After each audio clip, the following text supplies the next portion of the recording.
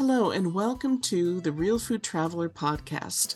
I'm Courtney Drake McDonough, the publisher and managing editor of realfoodtraveler.com, a digital culinary travel magazine, and your usual host for this podcast.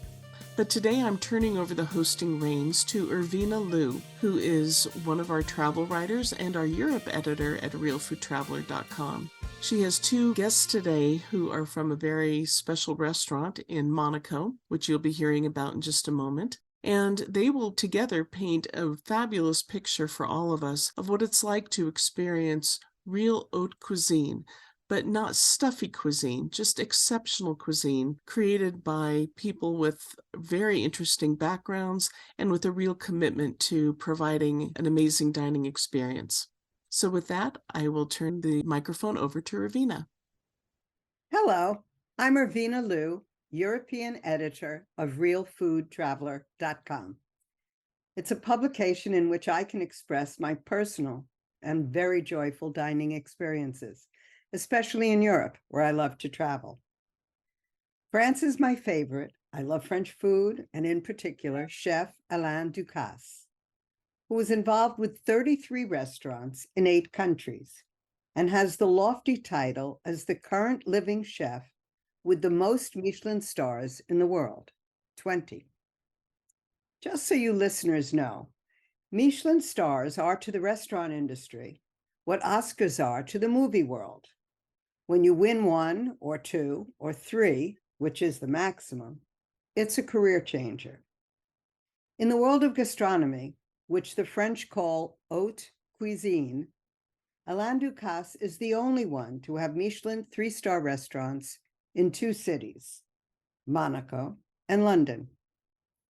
1 week ago, on May 15th, 2023, my childhood pal Val and I were privileged to dine at Le Louis Quinze Alain Ducasse at the Hotel de Paris, Monte Carlo, where Chef Ducasse achieved his first 3-star recognition in 1990. Today, I'm going to interview 2 people credited with retaining the 3-star status at this temple of gastronomy. Chef Emmanuel Pilon, who was named chef at the restaurant in May 2022 and earned his first 3-star recognition this year. And Claire Sonnet, restaurant manager. Claire recently won her own prestigious Michelin Service Award 2023. We're talking to them to learn what efforts it takes to prepare and serve meals to the world's most discriminating diners. These dinners are not like or not typical to those in the United States, and we'll talk about it later. They begin with an aperitif or wine or champagne, and then there's an amuse, and then a starter, and a main course, and a cheese course, and dessert.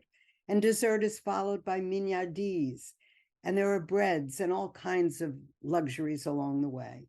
At Louis Quinze, there's even an herb cart where potted herbs are prepared and made into a tisane or a tea.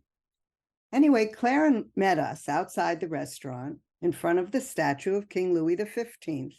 The word Quinze is the French word for 15. And King Louis is atop his horse. She brought us into the kitchen to a little closed private chef's area, the table where she introduced us to the head sommelier, Maxime Pasteur, and to Chef Emmanuel Pilon, whom Alain Ducasse had hired and trained to be head chef at Le Louis Quinze. We're going to start our conversation with Claire, who can be credited for the operations and choreography at this flawless restaurant. Hi, Claire. It was such a delight to meet you.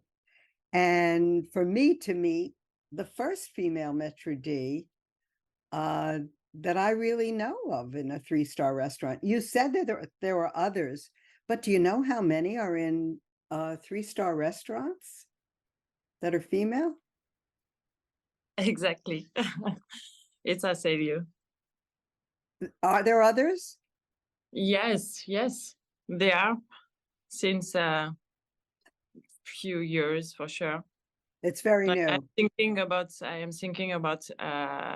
maître d' with the chef Alain Passard, Oh, yes. In fact, yeah.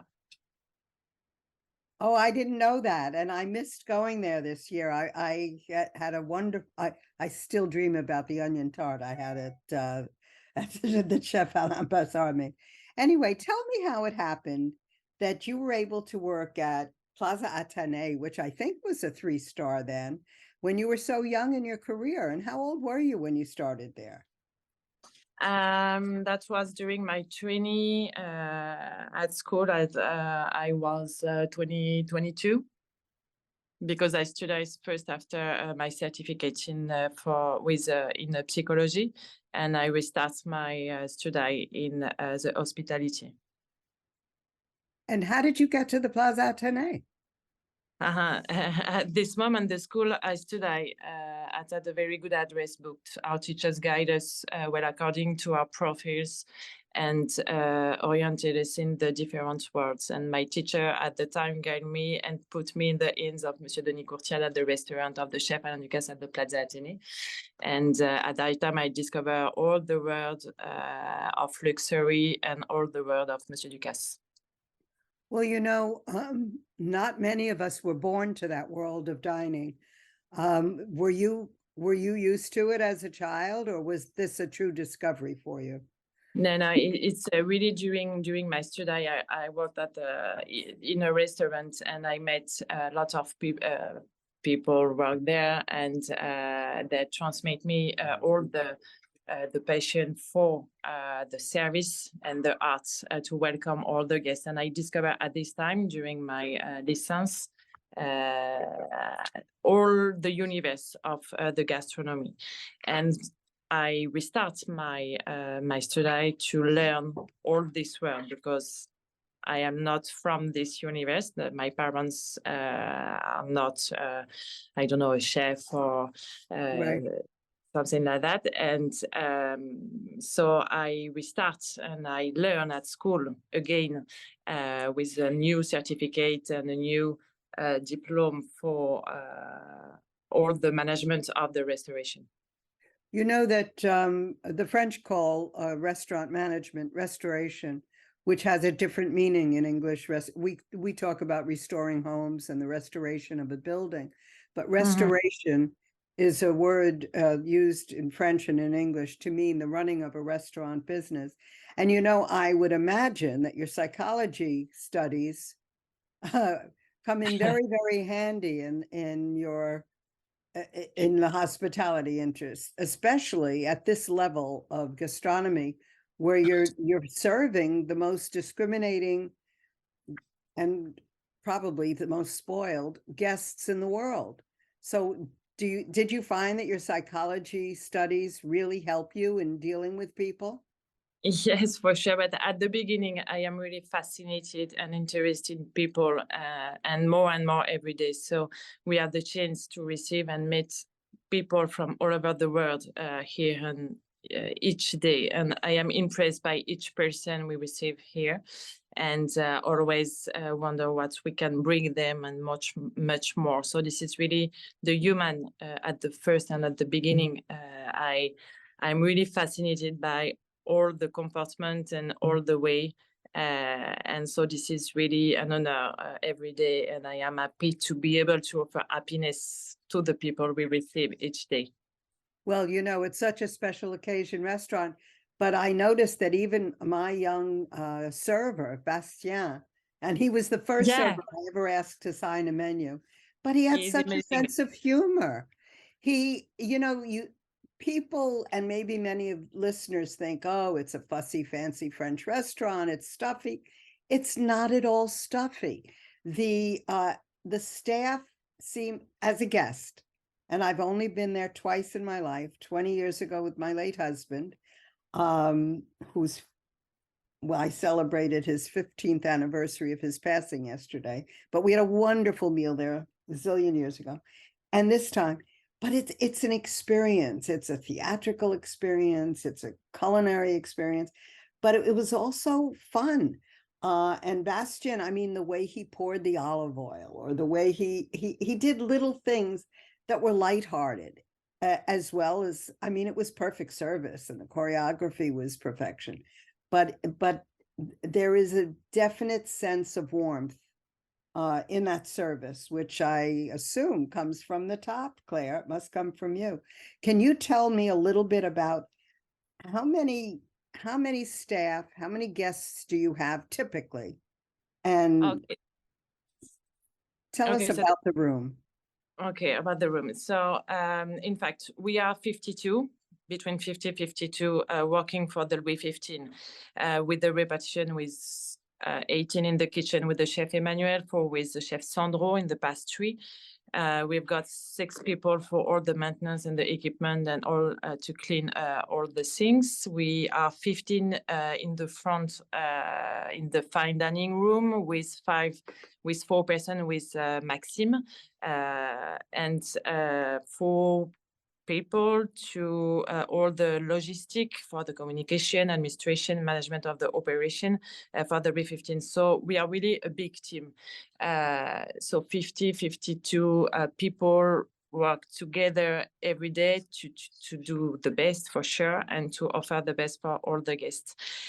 We have a fine dining room composed with 2 areas, one inside the fine dining room, the historical fine dining room. We have 40 seats. We can make between 40 and 50 seats inside, plus a terrace in the summer, middle of June to middle of September, something like that. And we can welcome 20 more guests outside. So during the summer, it's a little bit more busy. We can have service around 60 people, 60 seats.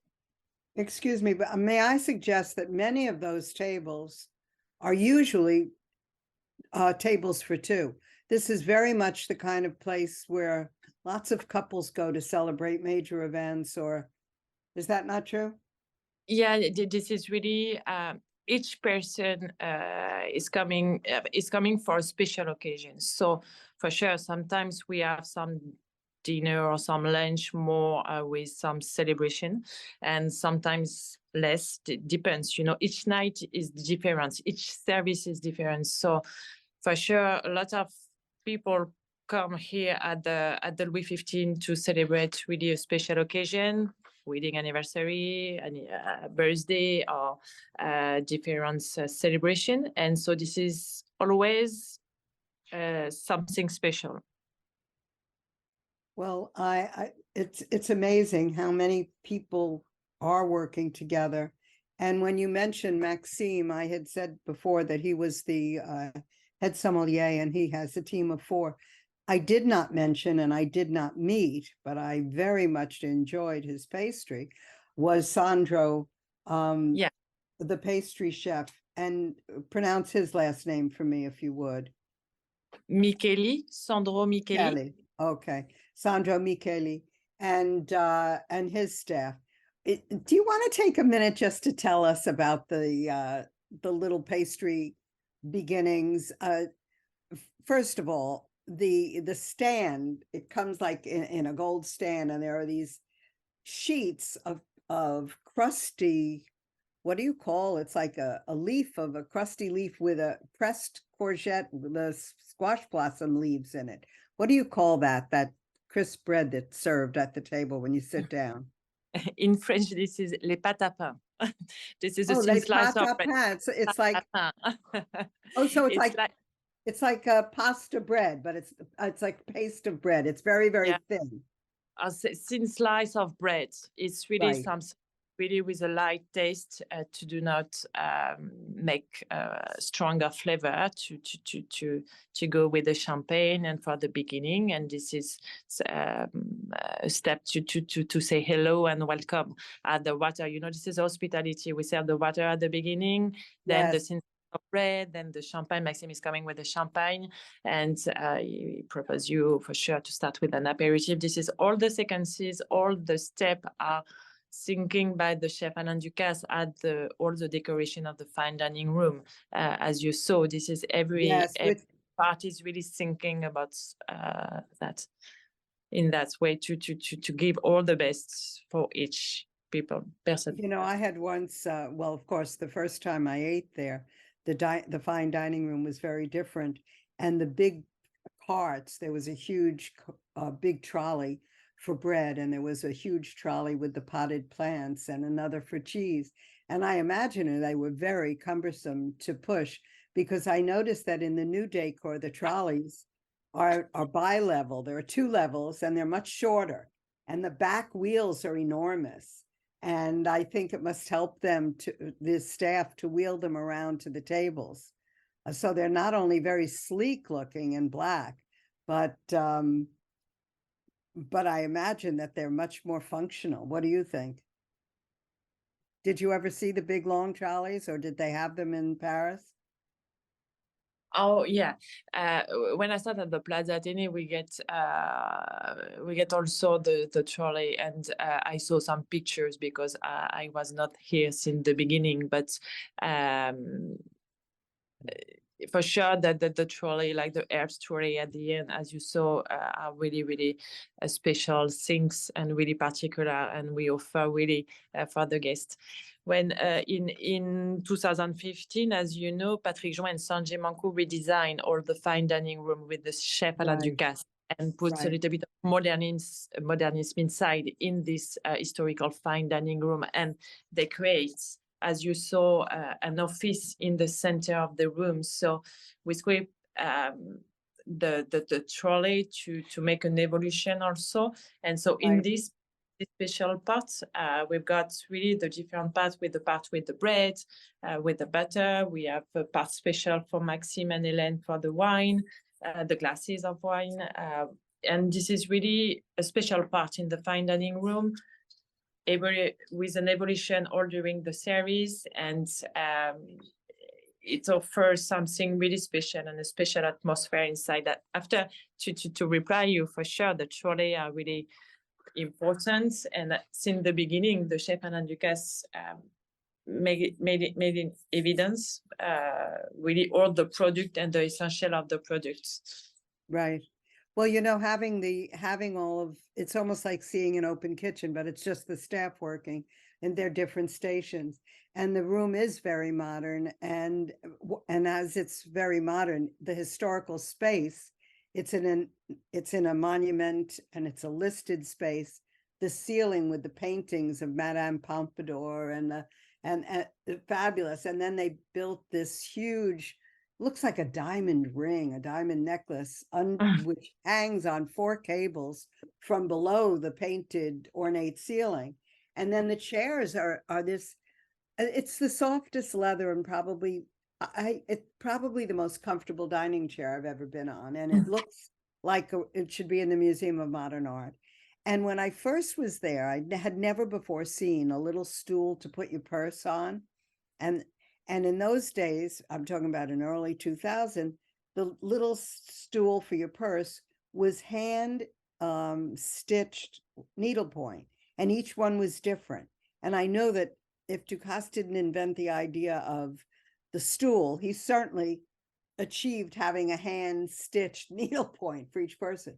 But now the stools for the purse are these soft leather, they're like miniature works of sculpture, and they look like sort of modernist horses. And it's just amazing.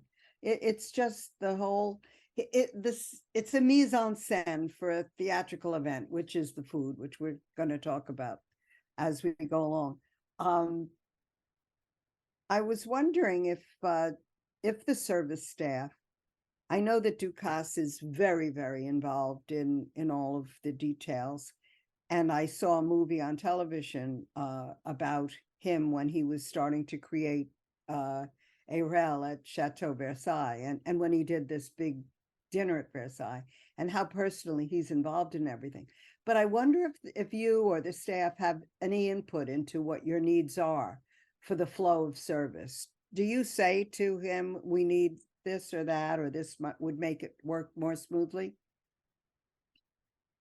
Yes, the first thing is really the relation with the chef Emmanuel, and we organize the things together. This is the first point for sure. The chef Ducasse, as you know, he gave us all the directive and his wish. Then after we have the liberty to organize as we can. with his thinking, and we do our best to do the best. Well, you certainly do the best. Now I want to ask you one other thing. When did you start having a relationship with Ducasse? When you were at Plaza Athénée, did you actually, as a young 20-year-old, get to speak to the Grand Chef? Because he was already a At the Michelin beginning, 3-star no. chef. At the beginning, no. You saw him, you learn all the all his movements, all the things, and then this is really step by step. When you discover his universe and when you met the chef Alain Ducasse, you must to learn about him first and to live with him to understand what is his wish, what he would like, and all the things. And so this is really with the time, at the beginning. Really first you learn with all the stuff before, and then after you can introduce the things with him, but the first thing at the time. Right. When you get your staff at Louis Cannes, of course, they're already trained and they've been to school and they have long experience. But do you actually have meetings and do training sessions yourself with your staff? Yes, we do, and this is really a teamwork. When all those employer, the staff coming, they are all with a different personality. You met Bastien. Bastien is a unique person, and we are 15, 20, for all the service. So each person gets something really special, and because it's really important for me and for all of us to make really different personality all around the team. And then after, just before they came, we send them a lot of information about the chef, about the restaurant, with all the philosophy or the information for them. Then after they come at the restaurants, and really the time is really a point important, because when you come in this universe, you must learn really step by step, and each day is really different. So each person needs different times. Right. So it's really an adaptation, each person by each person. And then after we work together with the maître d', with the chef de rang, with to make all the development for each person. What year did you arrive at Louis Cannes? I arrived in December 2018. So you knew Chef Emmanuel Pilon when he was working in the kitchen and you were working in the dining room before either of you became the top of your Yes, team. because we are lucky because we work together at the Plaza Athénée. Okay. So you knew each other even before. Exactly, as Maxime too. Did you bring any other people in that you yourself brought in, or were they there? Yes, like Julian, but he's leaving now. But Julian was with us at the Plaza Athénée. He came with us during 2 years, and then just come back for a new project. Quentin also, and the chef Emmanuel is coming with the chef Andrea. So we are really this universe is really a big family, as we saw. Right. And it's really a universe with some meeting. You meet somebody, then after maybe you don't know, maybe you will work with him in a new restaurant, in a new place of the chef, and this is really a mix like that. But it's really important. It's a very small world at the top. Exactly. I mean, there are 137, I think, or about that number of 3-star restaurants in the world. So, so there are a couple of dozen in France or in Europe. It's not that many. Anyway, I would like to speak with Chef Pilon. I'm eager to speak with him. Thank you so much, Claire. Thank you for making our meal such a special event. And by the way, when Alain Ducasse was in New York, he welcomed us with gougère. And here in Monaco, it's a barbajoin, which I'm going to speak to Emmanuel Pilon about. But even in New York, when you left the meal at night, we had a brioche or a what do you call the beautiful, beautiful sugar top pastry that you gave us as we left, this where you yourself hand them out to every guest. It's a great big birthday box with like a cake inside. What are they called? The panettone. Panettone. Panettone. Panettone. Okay. Yeah. And is the cake? It's like a cake like bread. Is it? How do you describe Yes. the bread? Yeah. Yes. It's not the cake. It's a Italian specialty. It's a comment je dis moelleux en anglais? Well, it's a specialty that you buy all around the world. Yeah, from it's soft. Italy. So this is a Sandro Michele speciality. Yeah. It's very, very nice. Oh, it's very, very nice. Of course, you can't eat it when you leave the restaurant because you're so full, but the following morning, it's a wonderful, wonderful gift. Well, welcome, Chef Emmanuel Pilon, and I had the great pleasure of talking to you for a few minutes in your chef's table. Do you ever serve people at your chef's table in the kitchen? Sometimes, yeah. Sometimes. They're very special people, I imagine. Yeah, very special. Yeah. Well, I felt very special to be there. And on the table when we were there, and then again when we came back into the dining room, you served the barbajoin, which is a monegasque, which is the word about Monaco, something from Monaco. And it's like a deep fried ravioli. And it was filled with spinach. And was there ricotta in it?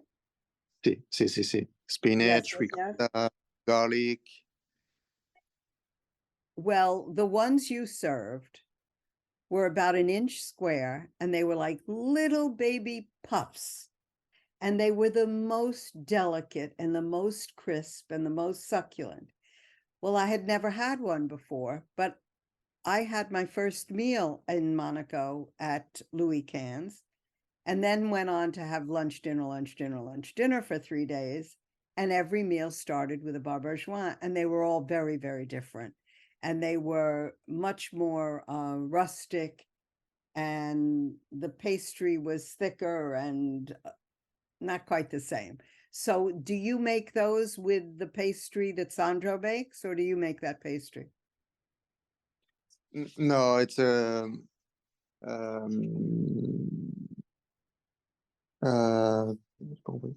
you make this? Can you repeat, please, the question? Sorry. Who makes that pastry for the barbajoin? Is that does the chef? No, it's a cooker. It's no. Oh, it's a cooker. Oh, nice. Yeah. And I love the word cooker. We use the word cook or chef, and in France, chef is the head chief, top of the line, and all the different people below are cookers. You told me you started in the kitchen at Louis Cannes in 2009. Could you just tell us some of the jobs you had in that kitchen for the 10 years or 13 years before you became chef?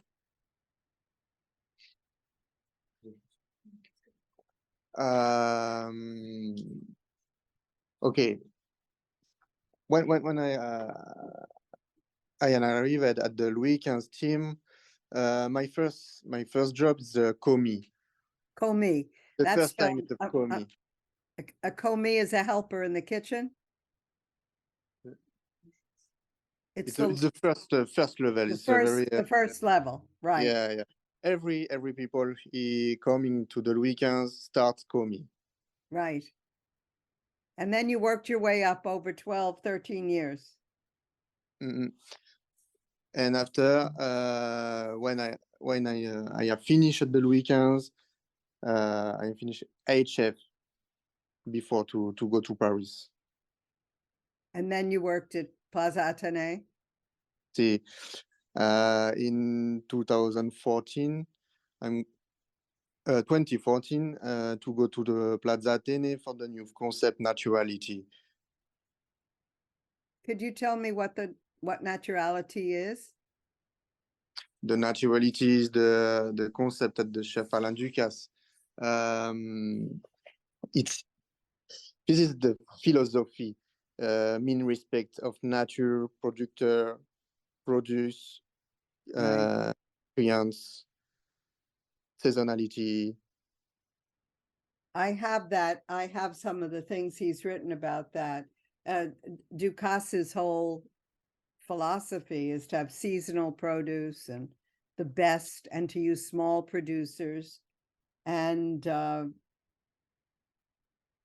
it's really a wonderful thing in the country, but it's especially wonderful in Paris.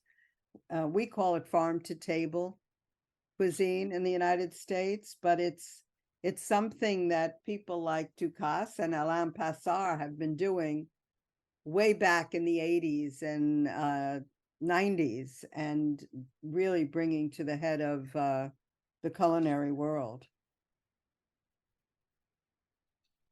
When you go to, I spoke to you about shopping for the produce back in Monaco, and you said you do the shopping yourself. Could you tell us about that you go to the market?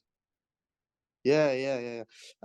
I'm going to two time in weeks.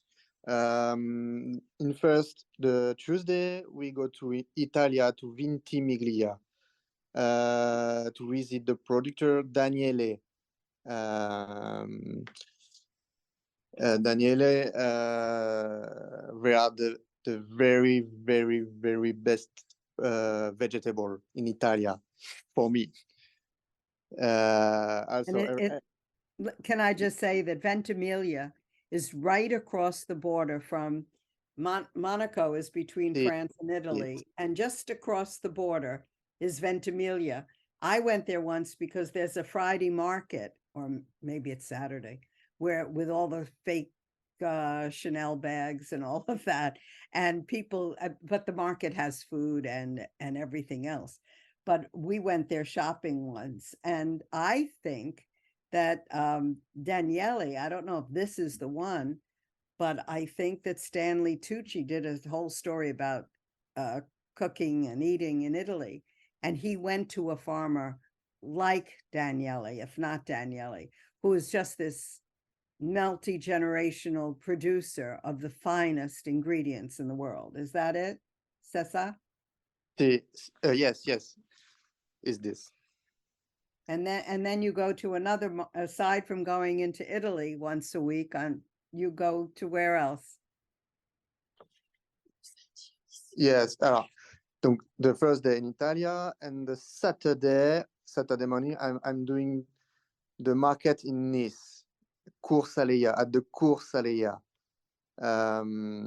It's here where are the little producer, very local. I can find the best produce there. Well, I'm just going to tell our listeners that if they ever fly, and I fly Delta from JFK, but if you ever fly into Nice, the airport is a short tram ride away from Old Nice, Vieux Nice. And in Vieux Nice, there is a daily market, and they have produce, the best producers. Well, you go on Saturday, there's a flower market there. There's a brocante market there. Flower. There are a million restaurants and a beautiful church. It is a wonder world in a big major metropolitan city.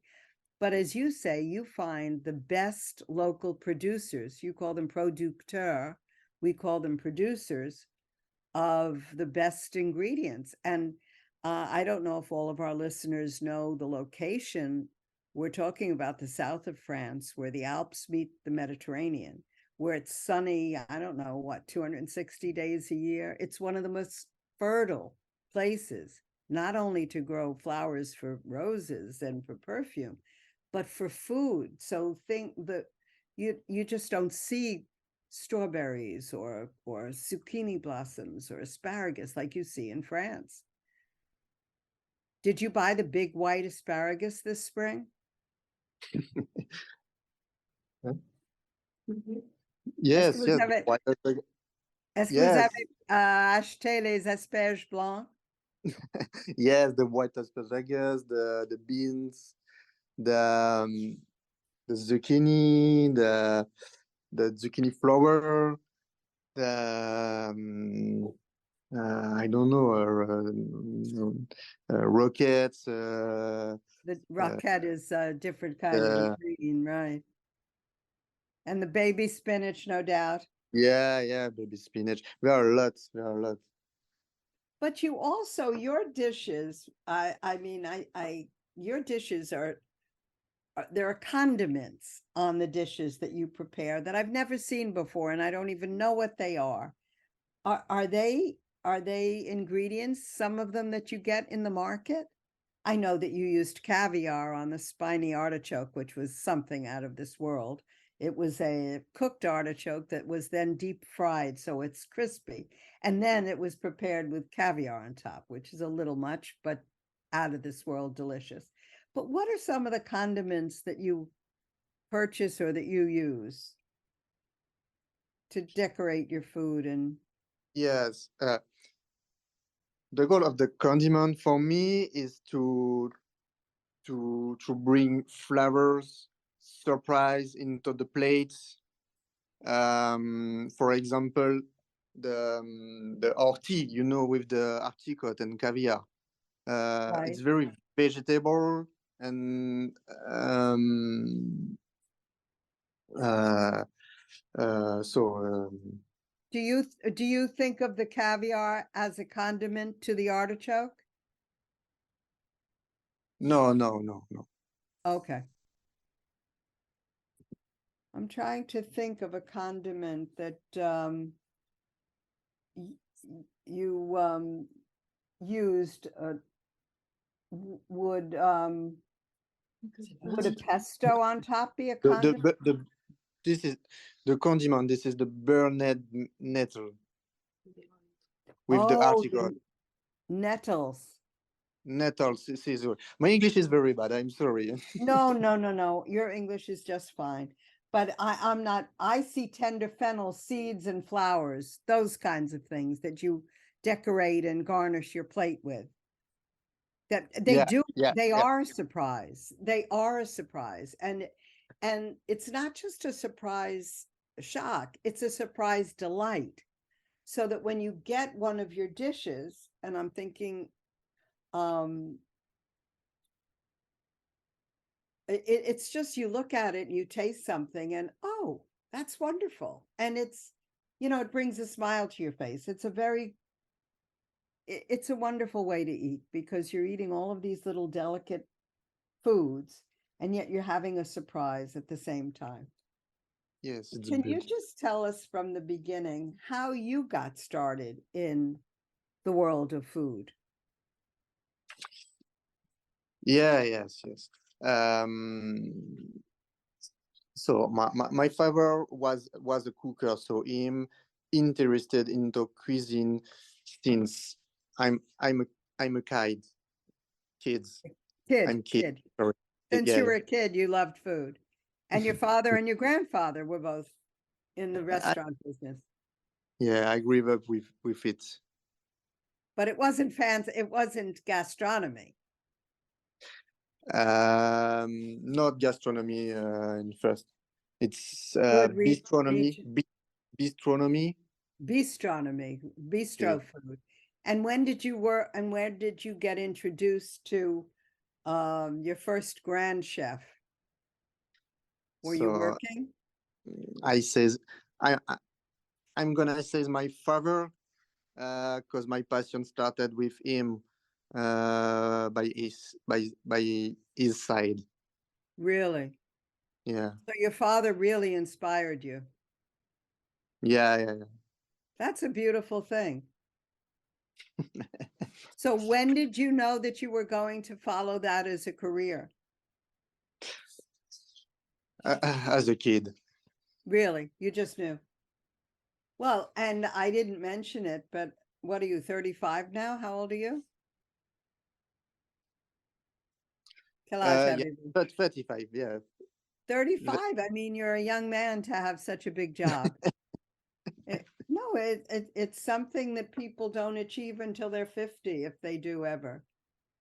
Anyway, I want to tell you it was the most wonderful meal, and I know that you have worked with Ducasse for a long time, and you used his philosophy and his style, but I understand that he gave you complete creative trust and control to do your own thing. When did you realize that you had that you could express your own desire to surprise and create your own kind of food? Chef Ducasse gave me his trust when I arrived as a chef. And you have his confidence, Right. trust, trust you can express yourself freely. It's quite a special thing that a chef can do for another person, because you can't have a lot of restaurants and be in every kitchen. So you really have to trust people, but to give people the gift of trusting their talents is very special and obviously very deserved, since you retained the 3rd star. Félicitations, congratulations. Thank you. Anyway, I was very lucky to have had this experience twice in my life, and wonderful to have met you. And I want to thank you both for your time and your energy and everything you do there. It's I remember telling people after my first lunch at Louis Cannes that, people think that it's a little expensive or something, who think nothing of paying more than that for any kind of a concert. And a meal in a gastronomic restaurant is all the pleasures of theater, but the divine, the discovery and science and its art and its hospitality. And I hope that the listeners will, if not get to Louis Cannes, but find a way to have a Michelin-starred meal. And of course, Alain Ducasse with his 30 some odd restaurants are in the United States and in New York and Las Vegas. And when you travel, look for the fine restaurants and enjoy them. It's a truly rewarding experience. Merci à vous, Emmanuel. Merci à Claire. Thank you so Merci, much. Thank madame. you. Thank you. Au revoir. Au revoir. J'espère qu'il y aura une prochaine fois. On Yes. espère, on vous attend aussi. Bye bye. Bye. Ciao. Well, I hope you all enjoyed this very special edition of the Real Food Traveler podcast, and huge thanks to Irvina Liu for guest hosting and for introducing us to her wonderful guests, Claire Senet and Chef Emmanuel Pilon from the Louis Quinze restaurant in Monaco. I know we all got a better feeling for what it's like to have this kind of amazing dining experience, and until we can experience it ourselves, this is a wonderful substitute. Be sure to visit realfoodtraveler.com, where we will have an article written by Irvina that accompanies this podcast with some luscious photos, some additional information, live links to the restaurant, as well as links to articles that Irvina has written in the past for Real Food Traveler, including an interview with Chef Alain Ducasse himself. Thank you for listening to the Real Food Traveler podcast today. We're available on iTunes, Spotify, Google Podcasts, and really wherever you enjoy listening to your podcasts, as well as on realfoodtraveler.com itself. Thank you and au revoir.